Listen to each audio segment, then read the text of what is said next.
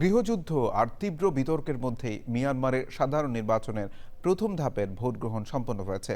Junta সরকারের অধীনে vote গ্রহণে একদিকে যেমন ছিল কম ভোটার উপস্থিতি, অন্যদিকে আন্তর্জাতিক মহলেও আছে নানা সমালোচনা।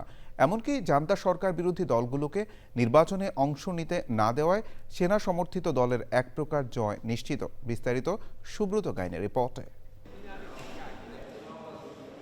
মিয়ানমারে গণতন্ত্রপন্থী নেত্রী অং সান সুচির নেতৃত্বাধীন নির্বাচিত সরকারকে ২০২১ সালে সামরিক অভ্যুত্থানের মাধ্যমে ক্ষমতাচ্যুত করার পর দেশটিতে আয়োজিত প্রথম সাধারণ নির্বাচন। গৃহযুদ্ধ, দমনপীড়ন, বিশ্বাসযোগ্যতা ও সংকটের মধ্যেই ৩৩০টি নির্বাচনী এলাকার মধ্যে প্রায় ১/৩ ভোট গ্রহণ অনুষ্ঠিত হয়েছে। কম ভোটার উপস্থিতি ও রাজনৈতিক টানাপোড়েনের মধ্যেই জান্তা সরকার বলছে নির্বাচন সুষ্ঠু হয়েছে।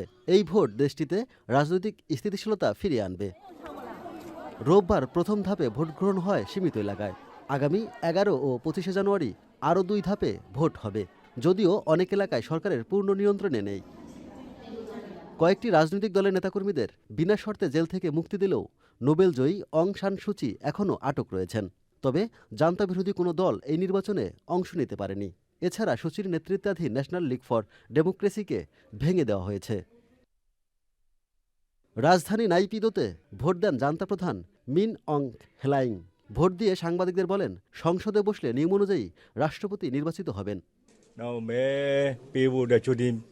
Subrata Gain, channel I.